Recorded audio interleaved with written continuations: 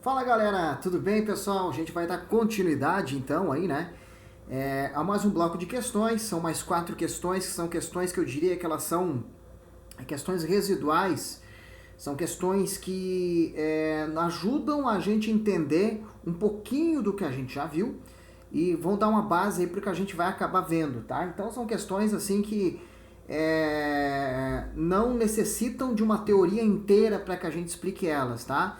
Lógico, a gente já vai ter, você vai perceber que as aulas elas vão começar a ficar um pouco mais frequentes. Final de semana a gente já vai ter mais alguma coisa e a gente vai estar abordando aí um novo conteúdo, que tem muito a ver com a última questão, tá? Que a gente acabou fazendo aí no bloco passado.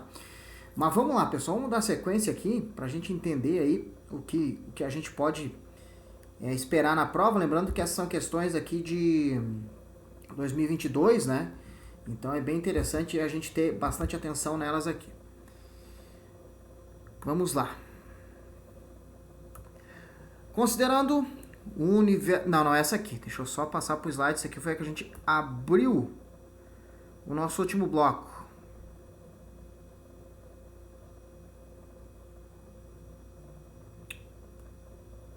Aqui, beleza. Analise o domínio formado pelo conjunto. Então a gente tem aqui um conjunto, tá? Com diversos valores. A gente vai entender que às vezes a gente lê um enunciado e a gente tem vontade de sair correndo. Quando na verdade, se a gente for parar para pensar, ele não é difícil. Ele vai querer saber se você tem um raciocínio para interpretar aquilo. Então somente isso, tá? Então, um conjunto formado aí por esses valores, né? 6, 7, 8, 9, 10, 11, 12, 13. Avalie o valor lógico das sentenças abertas. Vamos lá. Como eu falei para você, tá? Eu não vou me debruçar em termos que não convém a gente pegar uma teoria toda, porque não é a base da Fundatec, a gente saber exatamente aberto, fechado, como isso pode interferir na tua resposta, porque a Fundatec não vai te causar dificuldade nessa questão. E até porque a gente tem uma questão de estratégia, né, de fazer com que você tome o teu tempo naquilo que realmente caia. Analise o domínio formado pelos conjuntos e avalie o valor lógico das sentenças abertas. Todos os números são pares? Não, né? Porque eu tenho, por exemplo, 7 aqui que é ímpar, né? Então, está errado. Não posso dizer aqui que todos os números são pares. Então, está errado. Algum número não é ímpar?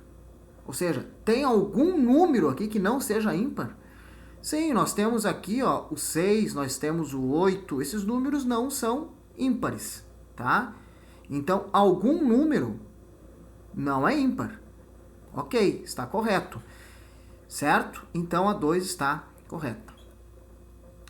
Nenhum número é primo. Aí a gente vai voltar naquela ideia do que é um número primo. O número primo é aquele número que ele possui exatamente, somente dois divisores distintos. O 1 e ele mesmo. Ele só é divisível por 1 e por ele mesmo.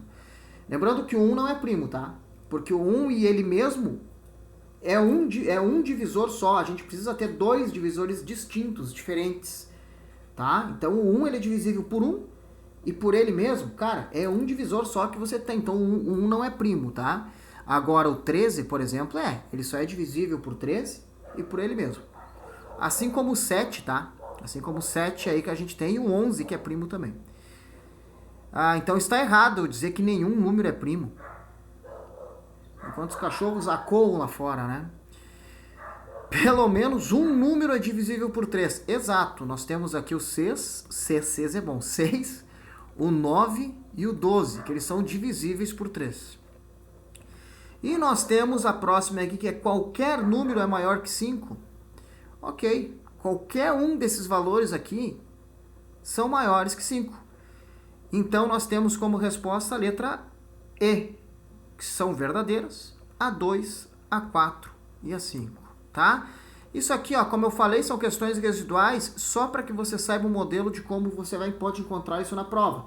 Senão você pode pegar na prova e pensar, nossa, tá fácil demais, alguma coisa está errada, tá? Então, vai com tranquilidade que ela é assim mesmo, tá? Bem tranquilinha, não vai te causar maiores complicações.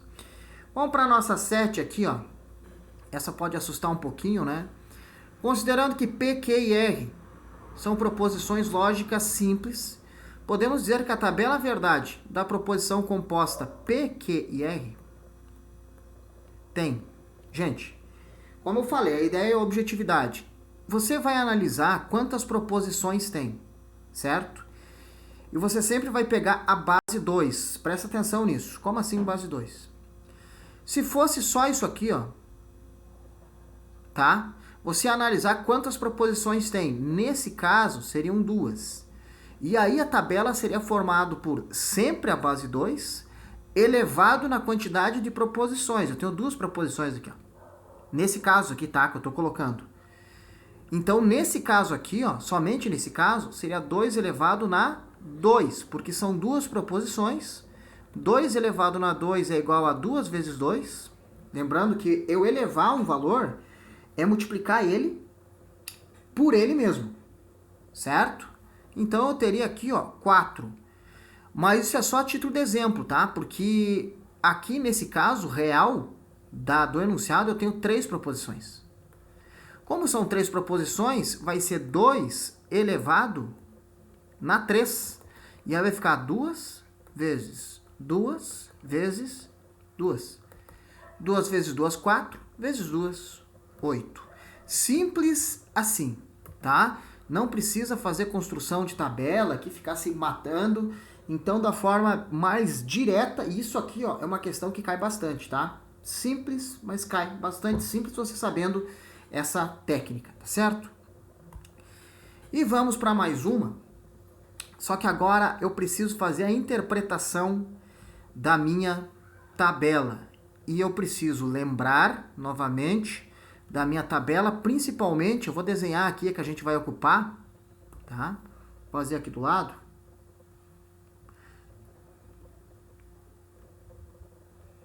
Meu Deus do céu, deixa eu chegar mais pro lado aqui, porque senão vai ficar mais complicado para eu fazer. Mas como a questão, como eu falei para vocês, não é a estética, né? Beleza, vamos lá. E aí, a tabela que eu vou precisar aqui, ó, vai ser essa aqui, ó, tá? Do C somente C. Opa. Que eu vou começar com ela V, V, F, F. V, F, V, F. E o resultado dessa tabela, você pode voltar na outra aula, tá? Para lembrar como é que vai ficar isso aqui. Mas vai ficar V, F. E aqui, essa tabela, ela muda com relação ao centão, tá? Que o centão seria verdadeiro, nessa que está vazia, aqui vai ficar falso. Beleza? Então, assim. O que eu preciso que você entenda, que ele me dá algumas situações aqui, ó. No caso, eu só vou dar um exemplo aqui pela primeira linha, tá? No caso de o meu P ser verdadeiro e o meu Q ser verdadeiro, se eu tiver esse formato aqui, ó, ela com o meu conectivo, aqui representado pelo E, certo? Que é o conectivo que está ali no meio, com as duas verdadeiras, isso aqui, ó, seria verdadeiro, certo?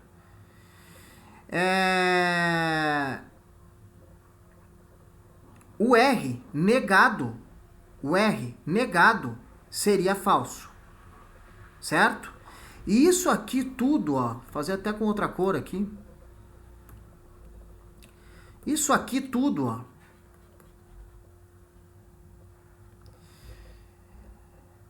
representado por essa minha primeira linha, tá? Atribuindo esses valores aqui, isso aqui tudo que está em azul seria falso.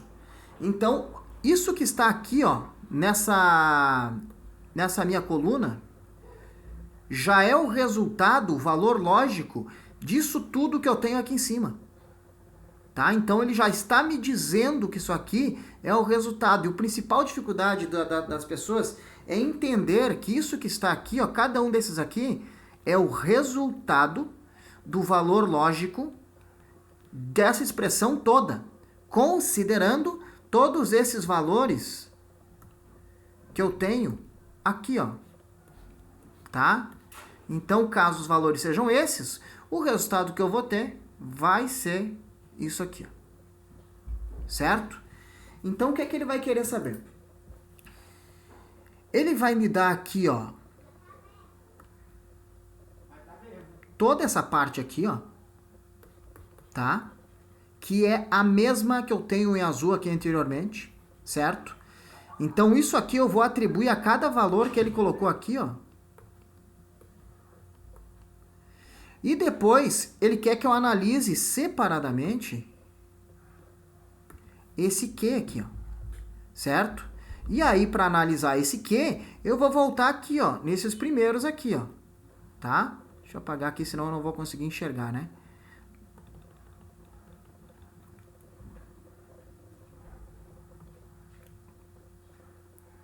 Não me deixou apagar e resolveu salvar. Mas enfim, tá? Então, o que a gente vai ter que fazer? A gente vai ter que pegar essa parte em azul, certo? A gente já tem se ela corresponde a ser um valor verdadeiro ou falso, né? Ele já tem ali se isso ali vai corresponder a ser um valor verdadeiro ou falso, certo? E depois, o que a gente vai fazer? A gente vai analisar o Q separar... Aliás, aqui eu tô no P, né? A gente vai analisar aqui, ó, a coluna do Q separada para ver se está sendo atribuído um valor de verdadeiro ou falso. Como assim? A primeira que ele quer é aqui, ó, certo? Vamos lá. Isso aqui, tudo que está em azul, está me dando aqui, ó, um valor de verdadeiro. Então, eu vou ter um verdadeiro, que pode ser essa ou essa, beleza? E depois eu vou ter aqui, ó, só me sobrando o Q.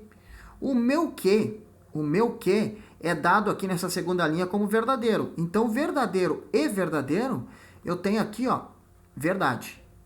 Tá? Aí, professor, por que tu está usando essa tabela? Porque é o conectivo aqui, ó. Esse conectivo é o mesmo desse. Então, eu usei a tabela correspondente ao conectivo. Vamos para a nossa próxima aqui, ó. Que nós temos essa parte aqui, onde ele me dá verdadeiro, olha só, verdadeiro, e depois o meu Q, ele é falso, ó. Então, nós vamos ter aqui verdadeiro com falso. Então, essa outra que nós temos aqui, ela é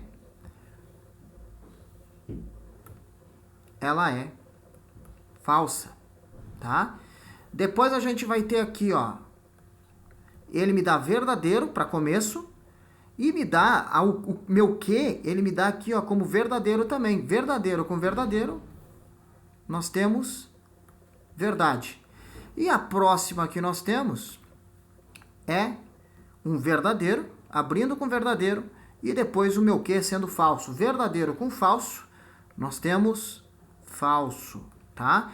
Então, chegamos aqui ao nosso gabarito, VF. Gente, não é difícil se você souber fazer a tabela verdade. E aí você poderia ter uma outra dificuldade, que é o principal motivo desse tipo de aula, de você interpretar a questão. Então, eu estou te dando a questão resolvida para que você saiba como iniciar, tá? Porque isso aí pode te criar um problema, de você olhar esse tipo de questão e não saber por onde iniciar. Vamos finalizar aqui com mais uma questão, tá? Vamos lá. E esse é um princípio que a gente vai perceber. Ó, os amigos Rafael, Marcos e Júlio têm idades diferentes. Vou fazer assim, ó. Tá? Em idades, o mais novo, o segundo e o terceiro. O terceiro é o mais velho, tá? Você pode distribuir da forma como você quiser. Rafael, Marcos e Júlio têm idades diferentes. Eu vou colocar aqui em cores diferentes, tá?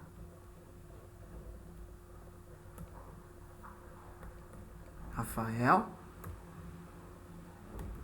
Marcos